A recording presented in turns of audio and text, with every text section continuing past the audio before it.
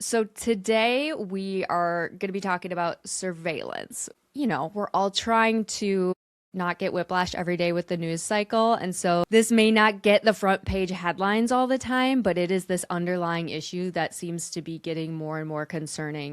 So I have Amanda Merkwae here today from ACLU of Wisconsin. And I know you've been really involved in kind of tracking this specifically as especially as it relates to obviously civil liberties and the freedom that we are all supposed to be afforded, right? And so I am so glad to talk to you about all of this and kind of have you fill us in. Would you mind starting off by just introducing yourself and then telling us a little bit about how or why you got more involved in this particular pillar of policy? Absolutely. Thank you so much for having me. Love any opportunity to talk about surveillance and why we should be existentially concerned, but not so much so that we are paralyzed in doing anything about it. But I am the Advocacy Director for the ACLU of Wisconsin. We've existed since 1930 and fight to protect, defend, and expand civil rights and liberties, particularly for communities who have been historically denied their rights through nonpartisan advocacy, community education, litigation, and organizing. And we work alongside the National ACLU and 50 other ACLU affiliates on a host of issues. And while I'm not on the litigation team, I am a lawyer and a former public defender. I've seen different ways that surveillance has played out in my personal life, in my professional life. I think now as I think in the media more often, but as you mentioned, it like really intersects with so many other issues that we care about. So right now, the ACLU of Wisconsin is focused on 5 priority issue areas, which are strengthening democracy, criminal legal reform, protecting the First Amendment, immigrants' rights, and LGBTQ rights and bodily autonomy. And when it comes to privacy and surveillance, both kind of historically, especially in this country, and now, like surveillance and privacy is absolutely interconnected with each one of those issues. When we were talking before recording this, you were talking about like the historical context of government surveillance and really how far back it goes, which is something you hear about in documentaries or maybe even some conspiracy theories, but it is real and it has something that's been going on for decades, even like a half a century or more. Can you talk a little bit about looking back at US history and surveillance? Who tends to get labeled as a threat and what do they usually have in common? Yeah, absolutely. So my colleague who has done a lot of research on surveillance always starts with this framing of, who has been targeted and whose bodies have been policed and surveilled the most since our country's inception. And they point to lantern laws that existed, for example, in New York City in the 1700s, where folks who were Black or mixed race or indigenous and enslaved had to carry lit lanterns when they were walking around the city after sundown and they were unaccompanied by a white person so that people walking by could see their face. And I think when you start there of like, particularly like Black and brown bodies being the ones that have been surveilled as a method of power and control, it's a helpful frame for kind of where we've been since then. I know, in U.S. history, you learned about the Red Scare and you have like the Palmer raids and just targeting of people who were perceived to be foreign anarchists or communists or radical leftists, which is a phrase that we continue to hear. In the Oh, late so that's 30s, you not new. That goes way back. not new, Okay. right? Very old. Okay. And in the 30s, you had the House Un-American Activities Committee that was created to investigate people that were disloyal or rebellious. And a lot of times ties to communism. And it really also targeted organized labor. I think that was another Mm. important thread throughout history. And you had always a Wisconsin connection. So the U.S. Senate convened the La Follette Civil Liberties Committee led by Robert Fighting Bob La Follette, Wisconsin senator and founder of the Progressive Party, he chaired this committee to be like, wait a second, there are these like major industries that are surveilling, and they were using like espionage. They had like spies that were like going to meetings. They would had, these strike breaking services that companies would purchase in order to suppress labor activism. And that notion of, private surveillance kind of morphed into additional government surveillance in the second Red Scare. McCarthyism, again, always a Wisconsin connection. Wisconsin Senator Joseph McCarthy went through this phase of accusing federal employees and others of having like communist ties. And I think a piece of that that's was happening kind of parallel and connected that people don't talk about as much is the Lavender Scare, where they were targeting homosexual people in the United States government that they thought were subversive, and there's a huge mass dismissal of people under this false claim that like queer people posed a national security threat. Then kind of continuing there with specific programs developed by the FBI. They surveilled folks in the civil rights movement, like Dr. Martin Luther King Jr., where they used like wiretaps and informants and smear campaigns to just discredit the work of the movement out of the kind of under the guise of rooting out anti-American sentiment, which kind of escalated into what was called COINTELPRO, a program of the FBI in the 60s and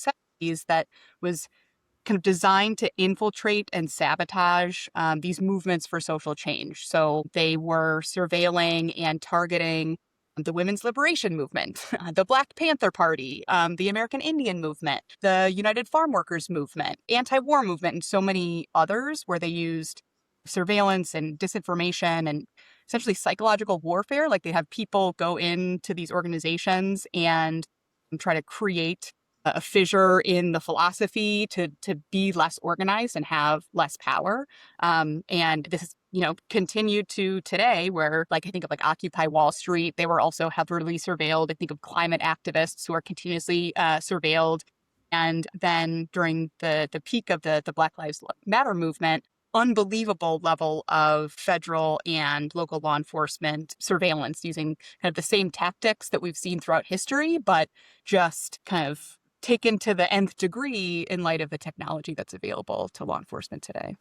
And looking back in time, have they always been like rather discreet about it, or in times when they were a bit more open about it, where they say like, I'm assuming they've said it was in the interest of public safety, but it seems to me more like it's always been in the interest of stopping any movement that threatens them, threatens the government, not necessarily the public. Is that correct? I think there's always like an undercurrent of, if someone is a communist sympathizer, it poses this national security threat, even when, that's a very attenuated connection, but it's really just about power and control and upsetting, not just like risk of overthrow of the government, but risk of upsetting just power balances in society, and who has access to political power, and what are those interests, sometimes corporate interests, that don't want that power to exist.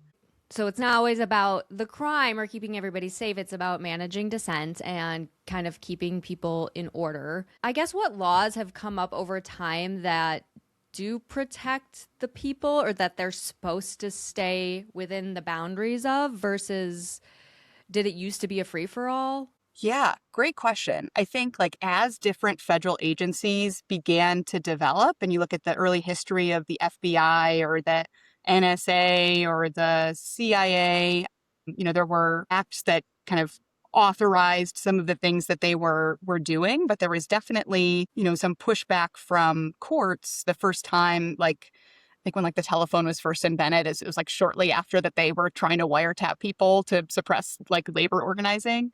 And so sometimes like after it was discovered that particular surveillance techniques were used, that there was some public pushback or investigations from Congress. I would say the Fourth Amendment is really important, has existed since our Constitution and the Bill of Rights were enacted, that protects us from unwarranted intrusions and protects us from searches and seizures impacting physical liberty interests from the government. You're supposed to have probable cause and a warrant signed by a judge, but as we know, that is not always the way that the government likes to do it. Right. And so we're talking about these like really important figures and leaders in history and also these significant movement groups. And obviously, we can understand why they were being surveilled by the government. What has this meant for ordinary citizens over time, and how has that changed? Yeah, because it's like, well, I don't engage in subversive activities. I don't think I could be identified as a communist sympathizer. This question of like, I have nothing to hide, so why Mm-hmm. should I care is something that you hear a lot. But I think we have until you really start digging, you have no idea how much information is being collected, not just by the government, but by private companies. So you have these data brokers that are making a killing on like every keystroke that we put into our phone and our computer, everywhere we drive. Like it's all being tracked and monetized. And I think of like every app on my phone that was free. If it's free, that means I'm the product. And so Mm-hmm. like if you wouldn't necessarily go on social media and give a like tweet every single thing you're doing that day, where you're going, what addresses, I'm going to this doctor's office for this very specific reason. Like, why would we not feel comfortable doing that? Well, some people feel comfortable doing that, but it's like, I don't want that information to be used against me, even though I'm not sure how it could be, but that's just really creepy. I don't want companies to know every little detail about my life or my health information or things about my family, because not only are they absolutely using that information to make as much money off of you as they can, but that information in the hands of the government, when there's this ever evolving I think, conception of what it means to be a radical leftist or someone that is challenging the views of the government, that just cache of information that exists could be weaponized against anybody at any time, as that shifting definition of like what is a crime or what should be a crime is changing. Well, I think that's a really important point you bring up too. It's like, we all say, "Oh, I have nothing to hide." You might say that, but what can they use against you? And we've all seen the narratives that they work really hard to form. So you may not have done anything wrong, but they can build certain cases against you with all this data that they have access to. Can you talk a little bit about the Patriot Act and why that started to change things? Why I think Senator Feingold was the only Democrat who voted Mhm. against it. And then that was like in the early 2000s, and then combined with technology getting more and more advanced, I'm assuming that those two things together like have really catapulted all of this surveillance. Can you talk a little bit about that? Absolutely. So it was in October, I think, of 2021. Congress, in the wake of 9/11, just kind of like hastily passed the Patriot Act that like significantly expanded the ability of federal and local law enforcement to engage in like domestic surveillance. The focus is on identifying in the name of fighting the war on terrorism, granting the executive branch just like sweeping powers to surveil its own citizens. It allowed certain aspects of wiretapping and access to just information that I think hadn't been granted on such a like explicitly granted on such a significant scale before. And when you have like a horrific incident where it's like, of course, I have nothing to hide, like see something, say something in the wake of an event, then over the following decades, it's just normalized this surveillance. Like, well, sure, I would want the government to know so that it could prevent a terrorist attack. But once we normalize it, and then as you mentioned, like at the same time, you have this just like exponential increase in the amount of personal data that's collected and this like industry that's built around data collection, kind of a recipe for these things being really entrenched and normalized to the point when once you start digging into it, it's like, oh, what do we do now? Right. Are you more concerned about all of the access points that they have to us or all of the data that is collected and stored? I guess both. I think Yeah. both are important. Like the government has done a horrific job of regulating both things, both like what are all the ways that both private corporations and the government are like, what are they able to collect? But then also like, what are the guardrails around like how that data is stored, how it needs to be deleted, who is able to, access that data? Can you share with third parties that are public or private? What are the guardrails that need to be met, or thresholds that need to be met in order for that data to be shared? Because it's kind of just like a patchwork of different laws across the state regulating private industry. And most of those bills are like written by the industry themselves. So it doesn't really provide a whole lot of protections. At the Mm-hmm. federal level, done a terrible job of providing a framework to really limit the collection on the front end. And I think you have this meshing of private industry and the government because even though, the Fourth Amendment requires the police to get a warrant signed by a judge in order to get access to certain information about you, like the police just have they short circuit the Fourth Amendment by just buying the data on the private market. And Yeah. so who cares about the Fourth Amendment? We can just buy this from data brokers directly ourselves. So it's really important to, even if you're afraid about, the government knowing stuff about you, recognizing what are those access points even to private companies. Yeah, and I didn't even realize that data brokers were a thing and what they were doing until my platform kind of grew and I realized like speaking to some security experts that I should take some steps just to make sure that my information isn't out there. But really, the more I learned about it, I'm like, gosh, everybody should be knowing more about this and taking steps to get their information taken down. And how are like, how is it even legal that there's data brokers out there doing this, collecting all our information and selling it? Great It's question. really scary, especially, It's so scary. anybody who's like, does any type of public, even talking about anything, or if your job is really public facing, like it's just really important to make sure you do sort of an audit and see what's out there. And there's third party companies you can use to kind of help do that. But what I'm also understanding is none of it's perfect, right? It's not, you know, and it has to be continually done and continually scraped and taken down because they keep doing this, which is really crazy. And to your point about the warrant, it's like in a physical aspect, yeah, if somebody's looking for something, they knock on your door, they can't come in unless they show you a warrant signed by a judge. Technology, there's a million back doors and everybody's in your house and they're just Oh like yeah.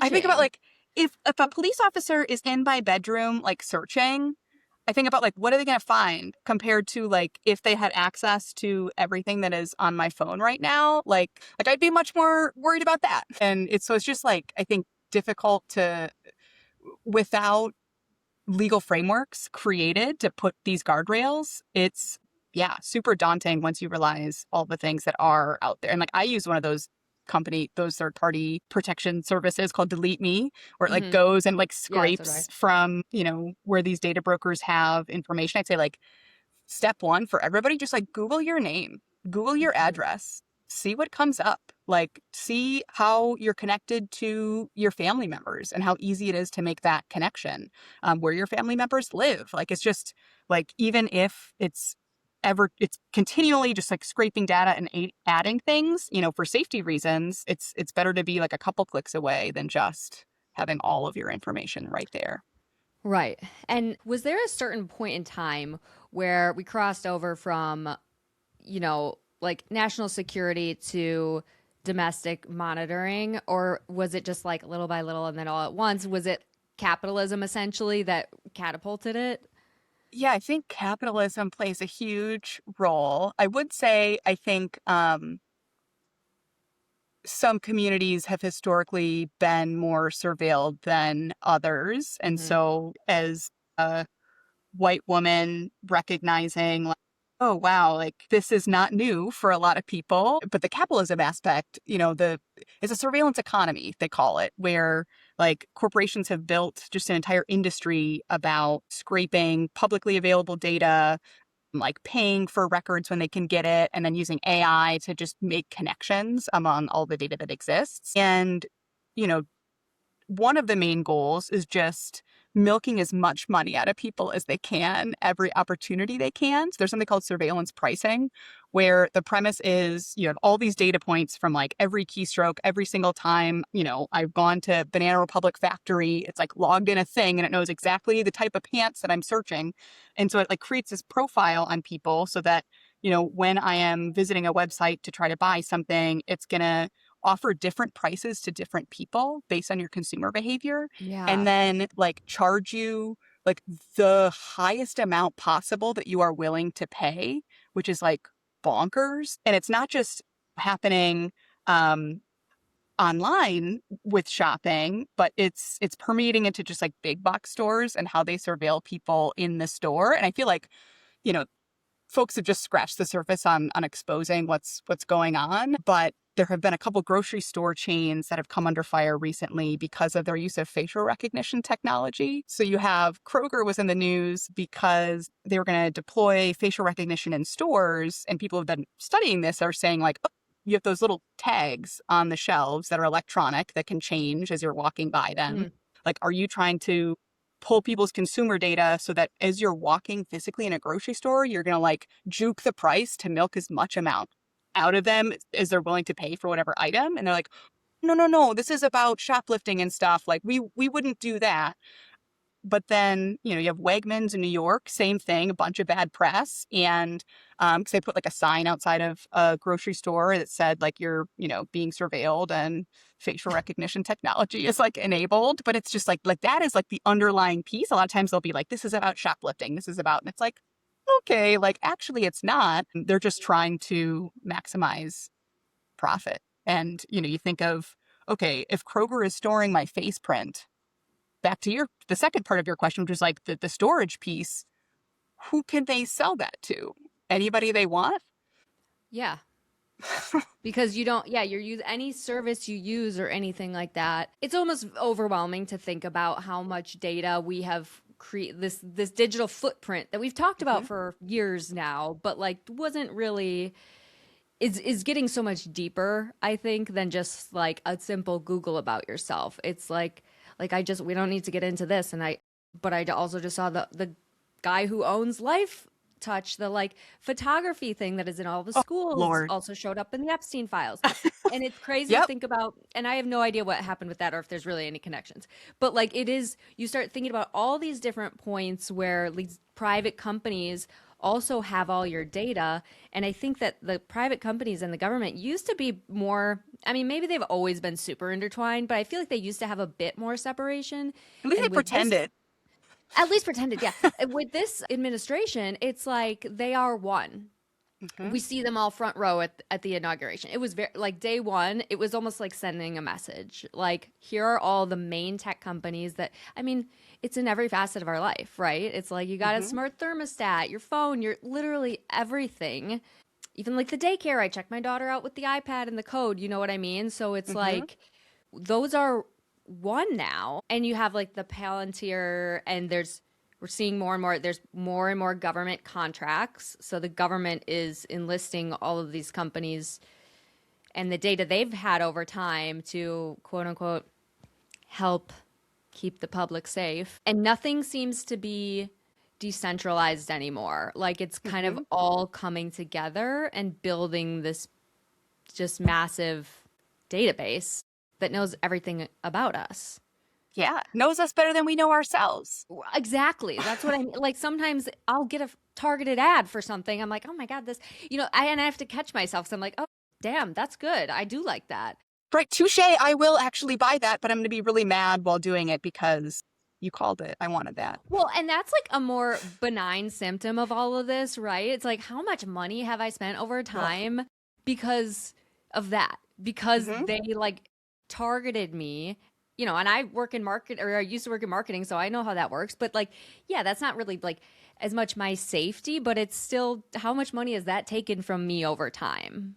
And thinking about like a quick jump to safety, there was, I'm trying to remember this one a couple years ago, where like Target sent an email to someone with information about like baby clothes or diapers or formula Yes. when she was pregnant. And it's like, oh my gosh, like that could cause a whole host of safety concerns if someone hasn't disclosed or even know that they're pregnant. Very Yeah, frightening. because we live in a world now where, yeah, if you go out and buy a pregnancy test or even Google early pregnancy symptoms, then that data is stored and sometimes sold to other companies.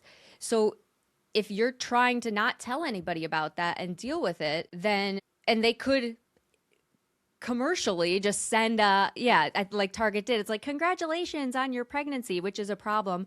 But also we've seen with like abortion too, how they are going after anybody who gets the abortion pill legally, but how they're surveilling that so much closer. And to think that the government could know when you're Googling early pregnancy symptoms and then making sure that they like then have, I don't know if they have access to health records, but then see if the baby was actually born or not and then look into it. That's like, again, we don't want to fearmonger, but just like talking realistically, that's Hmm. the type of timeline that they have all of the data points to produce, right? Exactly. And like since the fall of Roe in 2022, there's absolutely across the country been investigations and prosecutions of women for various pregnancy outcomes.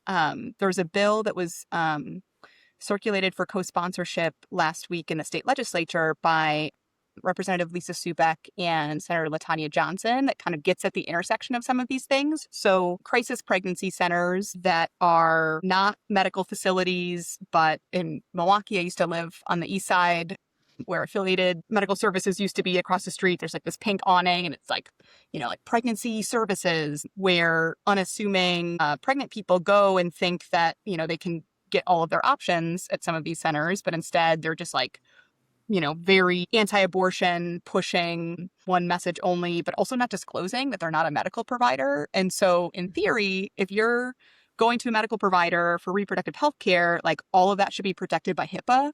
But Mm-hmm. because crisis pregnancy centers are not medical providers, none of that stuff that you say to them is protected by HIPAA. So what this bill does is say, like, we're not saying crisis pregnancy centers can't operate, but it's just like, if you go there, you're not allowed to share any information unless someone signs a disclosure saying, like, I understand this is not protected by HIPAA, because there's been evidence of crisis pregnancy centers literally taking information from women who go there who need help and then like selling it to anti-abortion organizations to then follow up and target women. That is wild. I did not realize that. And how would somebody know, especially when they're in a vulnerable state and they're like trusting to talk to somebody? When you go to an environment like that, you kind of just assume that it is a healthcare environment and that your data is protected. But there's not strict enough laws to have these people disclose it. I mean, and then let's get into a little bit speaking like at the more of the local level, because obviously this Mhm. is like happening nationwide, but there's a lot that it differs at the state level and also at the really local level. And I know you've been really involved with a lot of the work in Milwaukee and with the police department there, and specifically like the flock cameras and facial recognition. Can you talk a little bit about what's going on there? Sure.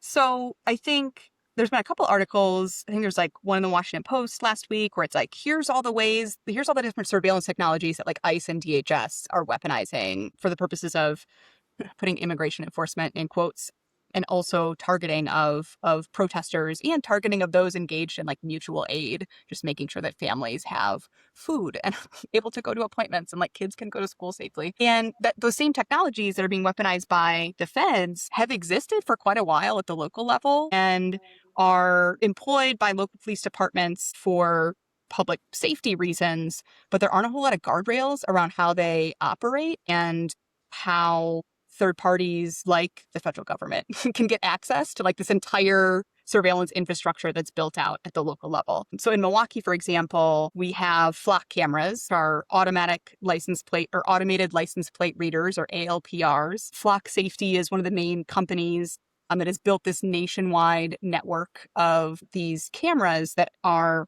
kind of tracking every license plate that goes by. But it's not just the license plate. It gets like, if you have like bumper stickers or like other information about the make and model of your car. Sometimes it can get kind of a picture of, people walking by it or someone in the car. And the premise is that it is this nationwide network that can be employed and connected across, I think there's like 700 law enforcement agencies, or excuse me, 7,000 law enforcement agencies across the country that have flock cameras. In Wisconsin, there's been a lot of really great reporting from Wisconsin Examiner reporter Isaiah Holmes, where through a bunch of open records requests, he's discovered that I think there's 221 local law enforcement agencies that use flock cameras. And it's kind of like just tracking not just every license plate that goes by, but then when you integrate like the AI tools that these companies are using, they can identify patterns. Like, this is the route that Amanda drives to work every day. This Mhm. is probably where Amanda's dad lives because she goes there 3 times a week at the same time. And I think what's really scary is when you layer on kind of predictive analytics that a lot of these companies are then creating. Like, is this a suspicious driving pattern? It's like, I don't even want to get into like why that's a very like Minority Report, like pre-crime scenario.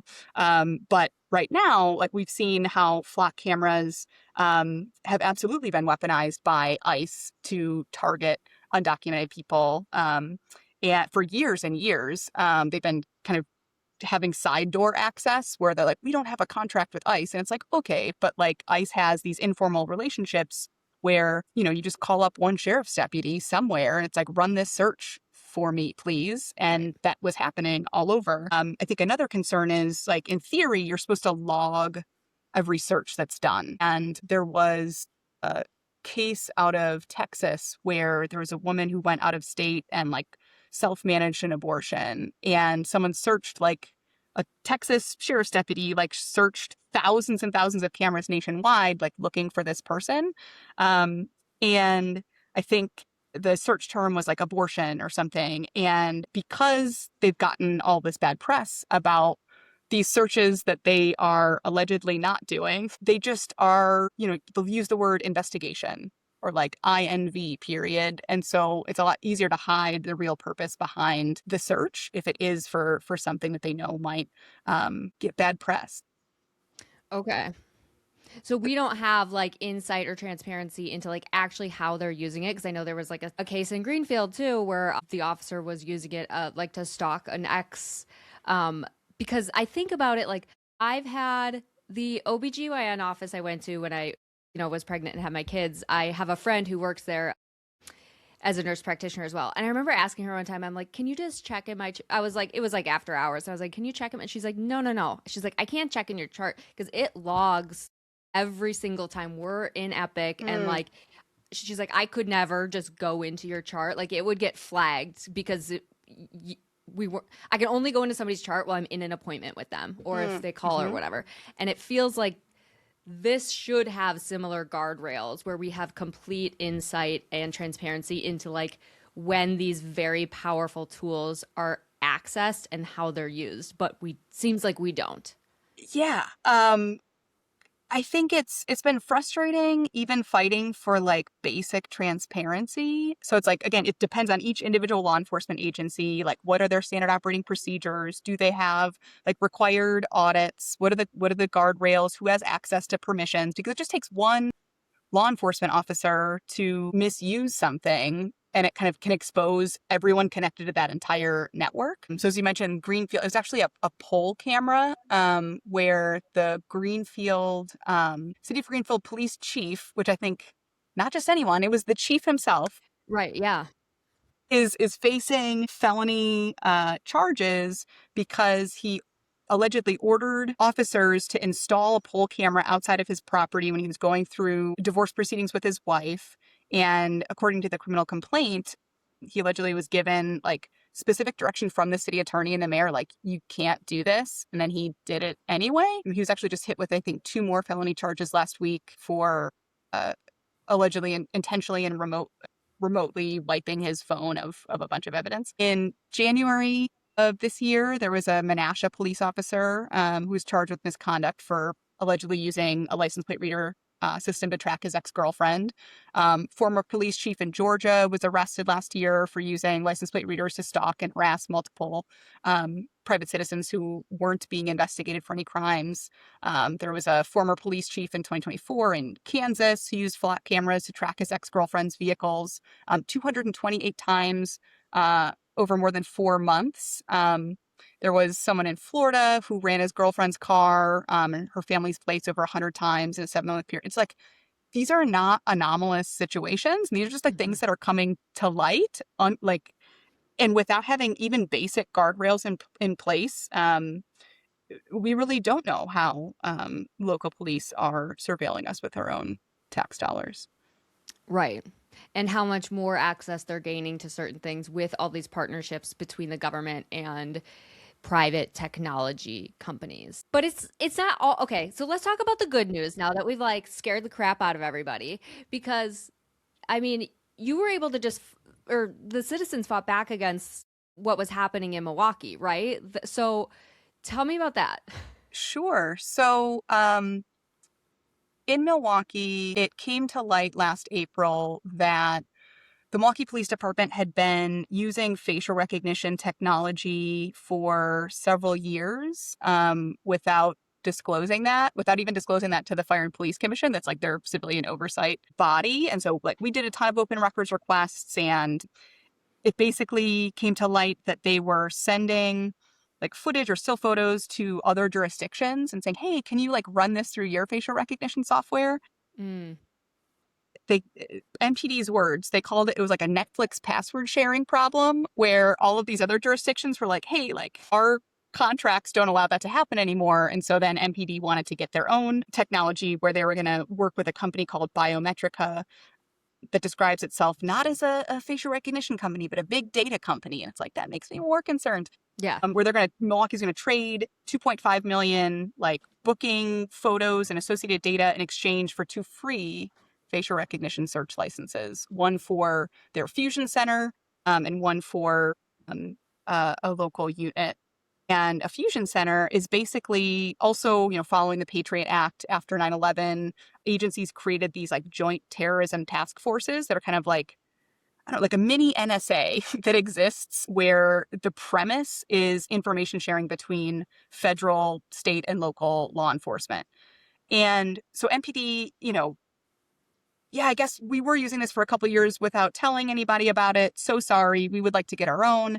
And so over the course of the last like 10 months, there was a ton of pushback from so many folks, local organizations and leaders just highlighting all of these concerns of like handing over more data to a private entity that's going to make money off of it.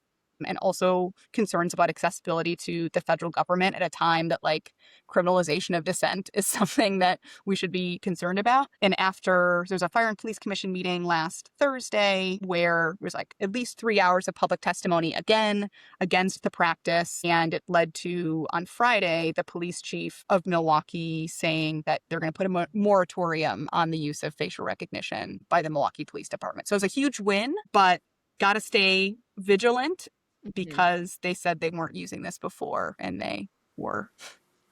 Right. And we never really know, but I think this is why it's one of those things that like everybody just needs to be aware of and see what's going on and show up to these meetings. This is why a lot of the stuff that is really scaring people about what's going on actually does have paths at the very local level that you can get involved and push back on.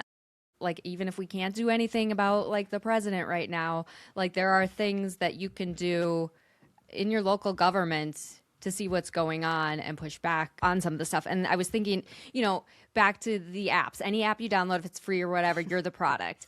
And when we Right. have these apps, you sign a terms of use that's this big, long legal document, and most people never read it. They're just like, yes. So that's another issue. But it's just, if you accept that, that is a legal accepting of whatever terms they lay out for your data. But with your local government, so like that's an opt-in process, but the government is not. I mean, you can't opt in or out, you're just living your life and they're Mhm. taking this stuff. How can you find out what practices your local government is using? Yeah, great Great question. Because I think in both situations, it's just like consent should matter, Yeah. but it's hard to consent unless you have just like the basic information. And I think in both of those cases, it's like, we need this for public safety, but you don't get the full context of like, well, how are you even surveilling us? And then same with every app. It's like, but what actually are you collecting? So like, is this consent like voluntarily given and like knowingly given? So one thing that we've been pushing for are what's called a CCOPS ordinance or CCOPS policies, which stands for Community Control Over Police Surveillance. If you Google CCOPS, it'll be like a ACLU national website that kind of breaks down what these ordinances look like across the country. And the premise is it doesn't ban any surveillance technology. It just says, if you are surveilling us with our own tax dollars, like how? What are the different technologies that your municipality or county uses? How much do they cost? How do they work?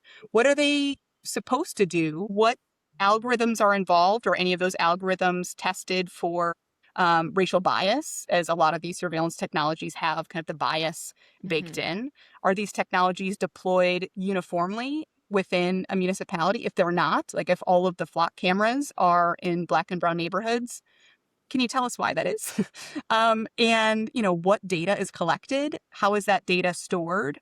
And is it, accessible to third parties? Are you sharing it with other government entities? Are you sharing it with any private entities? And like, what threshold has to be met? And ideally, the public can have an annual reporting of each of these things in case over time the purposes for which they were originally used are not actually what they are being used for. Mm-hmm. But at that very least, we just need to have that information. Otherwise, how can we make an informed choice over whether to advocate for or against them? There's a great website, if you Google like Atlas of Surveillance, that's put together by the Electronic Frontier Foundation, where you can kind of search by just a zip code or a city or a county, and it'll break down like, here's in the last couple of years, people have done open records requests, and like, here's what they've found about what might exist in a particular jurisdiction. You could also send an open records request to your local police department. There's also a website, I think it's Deflock Me, that shows like, it's like crowdsourced. People take pictures whenever they see a flock camera, and now it's on like this big map, and you can see, where they are located. Yeah, I didn't used to know about them, and now that I do, I see that, you start seeing them all the time, Mhm. and they'll be at intersections, and you can kind of see it on top of the light poles or whatever. And it's probably one of those sites, but there's a map where you can look up Mhm. where they are, and they're only growing more and more. Mhm. Did you happen to see? So there's a Super Bowl commercial last night that was from the Ring doorbell company. And it was interesting because, to your point earlier of like, all this is integrated now, and then you layer on AI and like how that superpowers all of this. But this camera, it starts with like, this picture of like this dog. It's like a lost dog, and it's like pets are family, but every year 10 million go missing, and the way we look for them hasn't changed in years until now. And it shows how they have this new thing in the Ring doorbell app called Search Party. And you like upload a photo of your dog that's missing, and then does like an AI scan of like out the doorbell camera of like everyone in your neighborhood, that then can identify as like, be a hero in your neighborhood with Search Party. But it's like they're using AI like object recognition and facial recognition, and it's all integrated. And that's kind of frightening. Yeah, that's very frightening. But at the same time, it's like, how are people still going miss? Like the whole thing with like Savannah Guthrie's mom is it's so sad and so tragic. And I'm like, I saw there was flock cameras at the entrance of her subdivision. It's like, okay, if you're gonna do all this, then at least like, can we find the people that have gone missing? Right. I mean, because it is, again, we don't need to go down that path, but my mind starts going because I'm like, I feel like the Alexa and the Google, you guys are listening to everything I'm saying right Mhm. now, but you can't find me if I go missing. And you, Yeah. I think that's surveillance doesn't prevent crime. It just, I think, provides, sometimes could be helpful in solving something after the fact, but it creates this illusion of safety. And when you Mhm. plug in all of these, like, I don't know, capitalist interests and interests of the government to, yeah, if you have just like a dossier on everybody, if something happens, you can use it whenever you want. But the more it just gets normalized, we don't think about it. Yeah. So if people want to know more about, I know obviously you're ACLU of Wisconsin, are all the different state chapters a good resource for people to plug into if they want to know more about what's going on in their state? Absolutely. There's been a ton of advocacy specifically around flock cameras and facial recognition at a lot of ACLU affiliates. I think our national ACLU website, certainly ACLU of Wisconsin's website, has a bunch of information about this community control over police surveillance movement across the country. Also highly recommend the Electronic Frontier Foundation is a Okay. website that has a lot of background about the kind of history of surveillance, like an inventory of like these are the different types of surveillance technologies that are used, and how they've been integrated with this like public-private intersection that then can get supercharged by AI, because it just also I think just helps us be better consumers. So Hmm. like I have a doorbell camera, but it is a brand that doesn't automatically share things with the police without my consent. It is a brand that doesn't integrate with Flock. So Ring Doorbell recently announced a partnership with Flock cameras to be able to use AI for object recognition and license plate reading, like as many households have Ring cameras. So just helpful to think about like what is, it's like recycling. It's like every little action really does matter for Yeah. kind of like plugging those access points. But also I think from a personal level, doing that kind of privacy checkup from the Googling yourself and like seeing like, do I have that old like Pinterest profile from when I was in college? Can I delete that? Does that need to be up there? But then one thing that I have started doing, and I set an alarm in my phone for like every couple months, is a privacy checkup on my phone where I literally go through like every single setting, like which apps are automatically sharing my location because Right. they don't Yeah. make it easy. You got to turn them off one by one. Hmm. Which apps are able to automatically get access to my photos or my microphone, and sometimes it's super annoying, especially on social media where you just click one thing and it can just get a live access to all of your camera photos and your um, camera stream. But I like select each individual one every single I time I know. post something, which is annoying, but no, I don't really want every single photo that I take to be uploaded into a cloud and then training some AI that I have no control over. Right. And I think that's the main point of all of this. It's not to obsess about it all the time because this is the society we live in, right? We can't unless we go like live off the grid and there's this is just the world we're going to live in, and most of us, it will probably be okay. But I think it's so instead of worrying about every little thing, it is just quarterly doing checking up on things almost like house maintenance. It's like Hmm. what do we need to just make sure is going on, and almost changing your mindset a little bit around like we live in such a convenience economy too. We are sold convenience all the time, but a lot of times with the convenience, the cost is privacy potentially and other things. And I think, you know, if we're talking to like parents too, thinking about those things with your kids and what kind of data people have. I know there was some conversations. I ended up getting a baby monitor that doesn't have an app. It doesn't connect to the internet. I don't really know if that makes a big difference or not, but thinking about the data that your kids are exposed to, if that's going to the internet, we don't really know exactly where it's going or if it will be compromised or if there are other partnerships. And so just kind of starting to think about it, doing a bit of an audit and try to just be more aware of it, I feel like is probably a good place to start instead of like, we Absolutely. don't need to all go down all of the Reddit rabbit holes at 2 Right. a.m., but just to be more aware of it is probably good. And like, read through those terms of service before you press yes. It's Hmm. a lot of times they'll have it kind of bolded at the bottom, some of the big things. And I do think I know there's a lot of negative things about AI, but actually that is an instance where it's like to plugging in the terms of service and having it flag things I found is like one use that usually is pretty helpful for those of us who are not lawyers, at least, because there's a lot of legalese in there. Oh, I'm a lawyer, but those are still undecipherable. Oh my gosh, I know. They're so long. Okay, I have a couple quick rapid fire questions to finish this up. What is your personal non-negotiable privacy habit? Oof, that's a good one. I think I would say I don't unlock my phone with my face Mm. because Supreme Court has, sorry, this is rapid fire and I'm like going down a No, it's thing. okay. But None the of the this is, it's not a quick answer. Yeah, I know. The Supreme Court has held that in order for, because of like the intimate nature of the stuff on our phones, for police to get access to a phone, they need to have a warrant signed by a judge, period. And so, but an exception to the warrant requirement is if you give consent.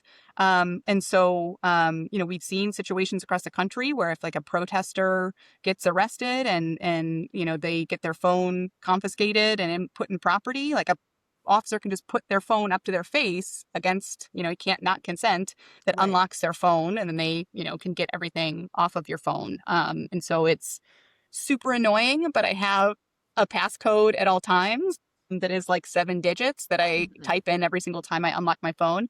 I'm not saying everybody needs to do that, but like if you're engaging in, for example, an activity related to protest, Yeah. then maybe like during that 2 hour period, put a passcode on your phone instead of your face. Yep. Yeah, I think that's a great one. And then what do you think is more concerning, the government or the tech industry or their relationship with each other?